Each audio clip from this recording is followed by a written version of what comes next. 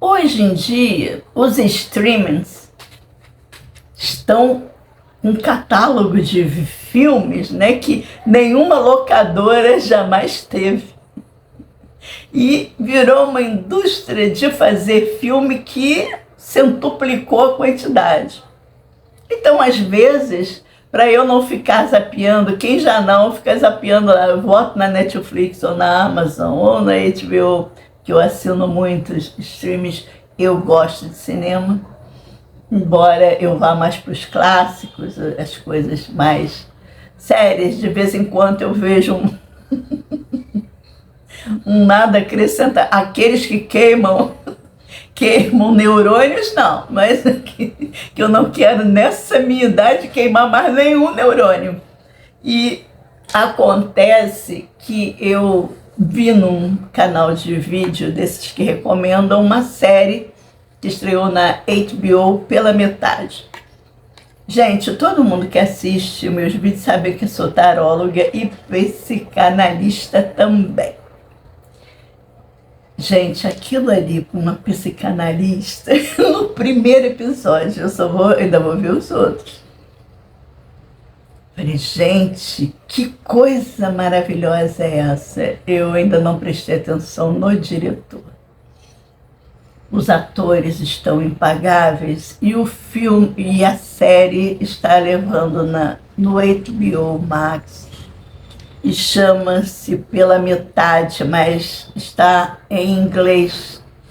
Em inglês, gente, esqueci o nome. Esqueci, desculpa. Mas se vocês colocarem como eu coloquei, Pela Metade, vai aparecer, só que vai aparecer com uma outra nomenclatura, mas é o Pela Metade, tá bom? Gente, eu aqui tento muito falar sobre luz e sombra com vocês. Trazer esse universo interno para o externo com palavras sempre vai ser uma coisa pobrezinha. Mas, gente, aquele filme colocou luz e sombra, colocou positivo e negativo, colocou yin e yang de uma forma. Só vi o primeiro. Só vi o primeiro, gente, mas me apaixonei. Vamos lá, eu vou ver os outros 8 capítulos e já acho que é pouco. Coisa de doido. Não sei se vou gostar do segundo, como é que eu já acho que o 8 é pouco. Mas o primeiro deu um tom que vocês vão entender justamente o que é luz e sombra. Vamos supor que aqueles dois personagens, eu não vou dar spoiler, a não ser aqueles que já levou no trailer. Aqueles dois personagens, é como se eles estivessem dentro e se manifestaram fora. E todos podem ver. É aquela relação que, pelo jeito, talvez vá se transformar numa relação de amor e ódio, porque eles não conseguem se desvencilhar um do outro. Eles foram colocados numa situação de coexistirem, embora sejam totalmente fora das coisas. Gente, como psicanalista, gente, que atores são aqueles? Tanto os mirins quanto quer dizer, os adolescentes, né, que já não eram mais mirins, 15 anos, o outro 16, 17 anos. Como eles, entendeu? Captaram o passivo e o ativo de uma forma majestosa.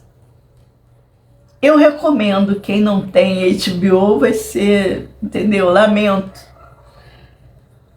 porque ela não está nada baratinha, mas como esse é um investimento no meu prazer, para mim, deu de menos. eu dou um jeito nas minhas finanças. Mas HBO é um canal que eu respeito muito, porque já assisti Objetos Cortantes, aquela série maravilhosa de uma pessoa depressiva que se cortava e vai aparecendo os motivos, né? Os gatilhos, os aprisionamentos que a alma não consegue se expressar. É como se ela estivesse envolta em arame farpado. Esses agora que tem, que eu não sei o nome, que tem aquelas lâminas, me dá medo, me dá dor só de olhar para eles. Eu nunca passei por isso, né? E acho que nunca vou passar. Mas eles te remetem justamente a essa dor. Assisti outras séries em terapia, por exemplo, por razões óbvias. Então tem muita coisa ali que eu acho que vou ter o prazer de ver. Mas de cara apareceu claramente o passivo, a energia yin, que é criativa, inteligente, tem sonhos, mas não consegue realizar, não consegue se impor, não consegue existir, não consegue acontecer. E o ativo, também no seu extremo, que também não consegue e explode. E quando explode de uma forma aterradora, destruidora, que também precisa equilibrar, precisa ver valor no equilíbrio. E como eles aparecem na forma adolescente, quando isso começou, para a forma adulta, e parecem ainda estar separados, mas juntos, mas se amando, porque na verdade o seu yin e o seu yang se tem aquela noção de amor, porque eles estão intrinsecamente, precisam estar em harmonia, em equilíbrio. Eu, como sou de Libra, de balança, eu busco esse equilíbrio o tempo todo. Não é o que as pessoas... Libra não sabe escolher, Libra sabe escolher perfeitamente. Mas ela analisa, ela pondera, porque existem ali duas energias que têm o direito de existir, que têm o direito de se expressar. E ali, ao que parece, um vai dando ao outro, e é assim que eu às vezes falo do Criador, que está apartado, que está separado, mas que quando vai tendo gotinhas do outro, essas gotinhas homeopáticas dele no outro, a gente começa a ver que luz e sombra são necessárias, e são necessárias para trazer equilíbrio. Então, se for um acidente que aconteceu, ou se naturalmente a gente começa cru desse jeito, vibrando só naquela energia, e vai aprendendo a usar um pedacinho da outra, um pouquinho da outra, uma dosezinha da outra, eu não sei aonde esses dois chegarão. Mas já dá para sentir no primeiro episódio que os dois estão coexistindo juntos. E eu não sei a quantos enganos eles serão levados, porque na verdade a gente busca o aperfeiçoamento. Só que a busca do aperfeiçoamento do passivo é uma, que não nos satisfaz totalmente, porque ele não toma atitude. E a do ativo também é outra, que toma atitudes, mas de destruição. Ele se expressa destruindo. Então é muito interessante ver fora, né? Fora do existir, fora do ser dessa energia magnífica que criou tudo isso, esse embate. Sem se destruírem, porque não conseguem. E quando um machuca o outro, machuca ambos. E é isso que a gente é, né, aconselhado a fazer. Quando a gente chega aqui, é como essa série do HBO. Aquilo é exteriorizado, aquilo se vê. Você vê aquele que vibra demais na energia positiva, que impulsiona, ativa, e aquele que vibra na energia mais passiva, mais quieta, mais receptiva. E nenhum dos dois são desvalores. Eu não sei o que eles vão aprender no transcorrer desses 8 capítulos, mas no primeiro capítulo já mostra as crianças, e eu discordo um pouco da pessoa que estava analisando, né, o crítico que estava analisando essa série, que ele ficou muito impactado com ela. Ele atribui a culpa às mães, como sempre, né? Às mães, porque elas vivem juntas, elas têm um relacionamento. E quando tem um relacionamento,